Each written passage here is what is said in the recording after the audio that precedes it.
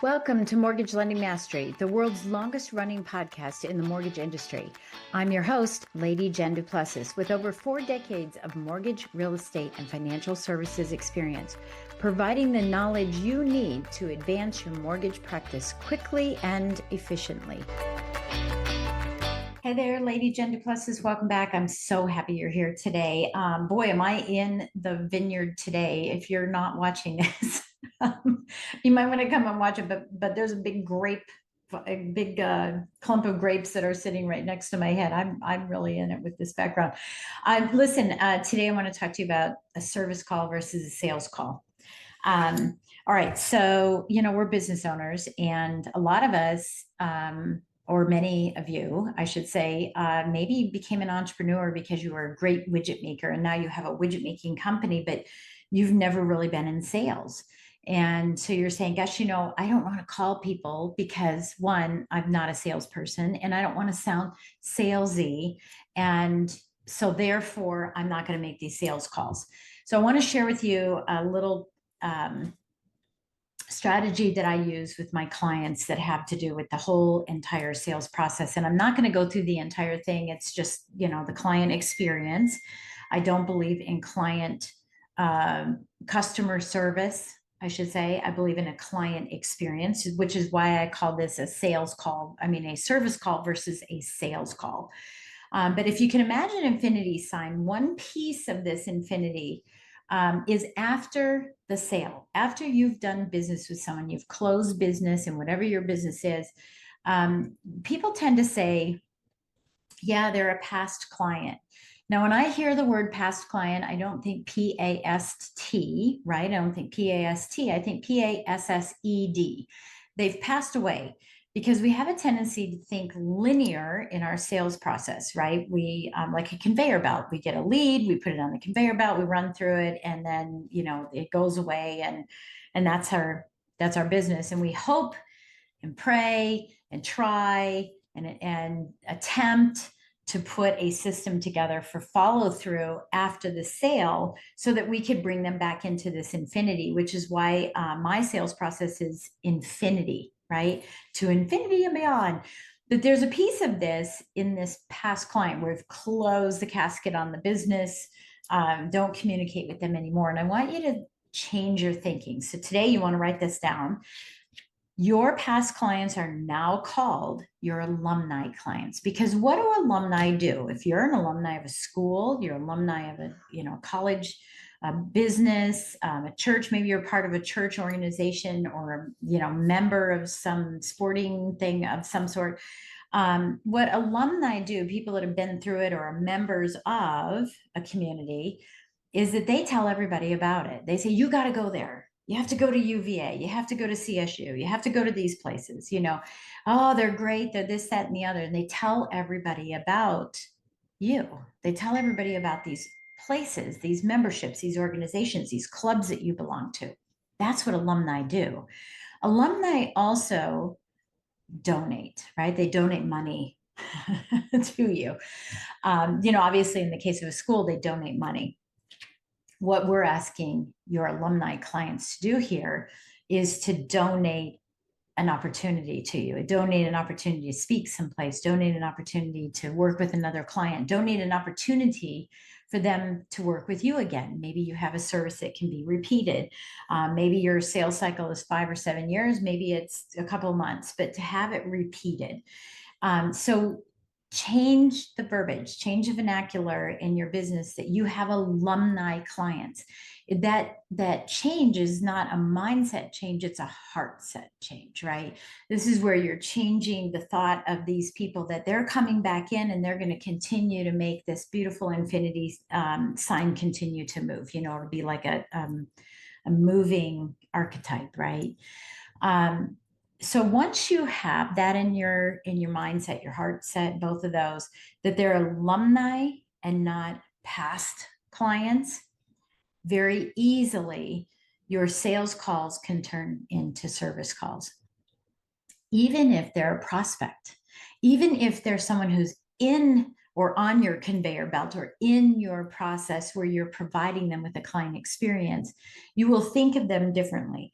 In fact, I've said to my team a long time ago, how dare we not, including myself, so you should be thinking about this yourselves, how dare you not communicate with your clients and keep from them something that could save them money, keep from them something that could solve a problem for them, keep from them the opportunity to share the experience they had with you with a friend or colleague or family member of their own. How dare we not make these sales calls?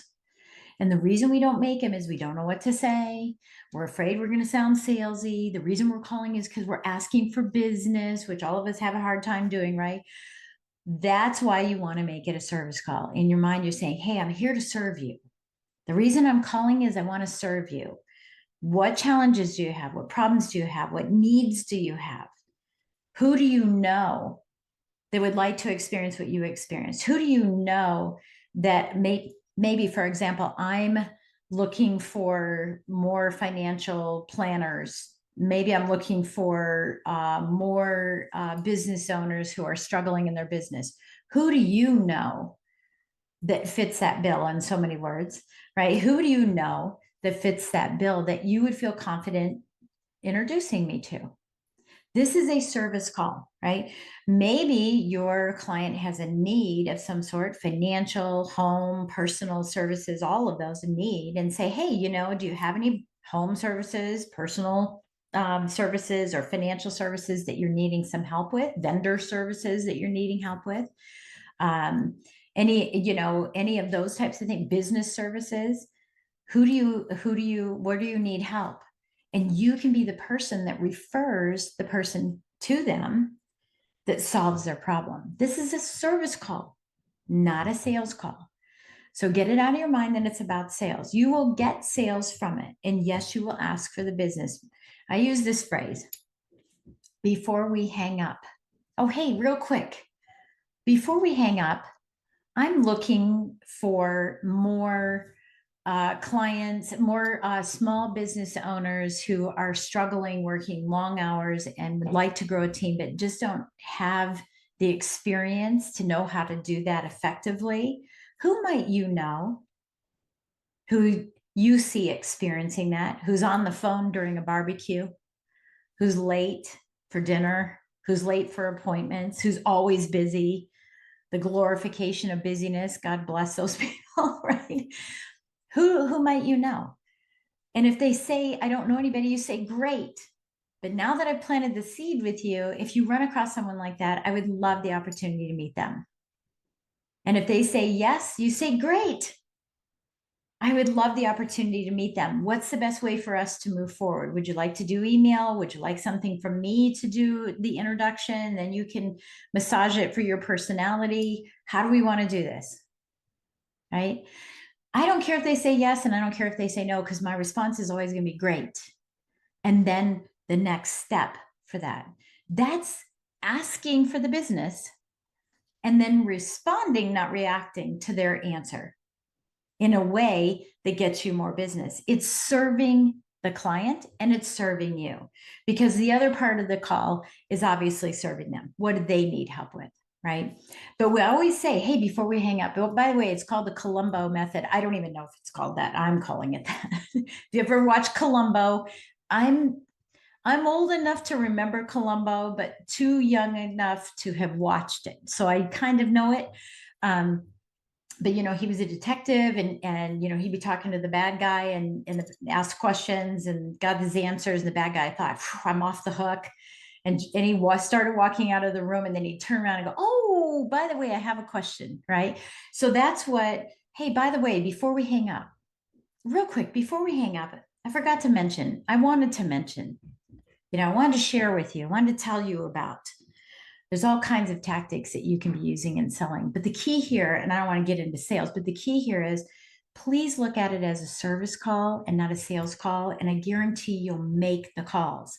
And then your infinity business, as opposed to a linear business where at the end they're gone and they've passed away, will become an alumni. and they will be loyal to you, and they will return, and they will tell everybody about you. And you're missing out on so many opportunities if you don't do that. So make a little quick bullet list of who are you looking for, who are you trying to do, so that you can say, hey, before we hang up, I wanted to share with you, I'm having an event I'd love for you to come to. Hey, before we hang up, I'm looking to meet more X. Who do you know? Not do you know anybody? Who do you know? By the way, that was a little bonus there. Never do you know. Do you know anybody? Nope, I don't. Who do you know who would fit that bill? I wouldn't use those words, but who do you know? I actually say this. Who do you know who is a 9 or 10 on a scale of 1 to 10, who you would feel comfortable introducing me to? That's what I say. So write that one down, repeat this, write it down, make sure you have it, and start making those phone calls to those people. It is a service call. It's a service call to prospects too. Don't be afraid to get the business. Don't be afraid to ask for it. It's a service call for people that are in your sales process right now too, because why are you waiting for everything to get done and then hope that they will send you a referral?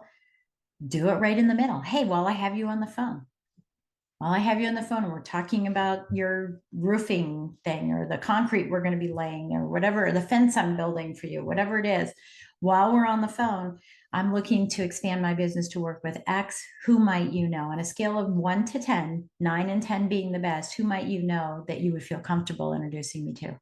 I hope that's been helpful. You're going to have to repeat this a couple times, but get it in your repertoire, start making those service calls, and stop worrying about them being sales calls. Thank you for joining Mortgage Lending Mastery. If you found value in today's conversation and would like to get support, simply go to supportfromjen.com. That's supportfromjen.com, or reach out to me on social media. Keep watching and listening for more insider secrets, stories, strategies, and ideas to help you become a master in your business.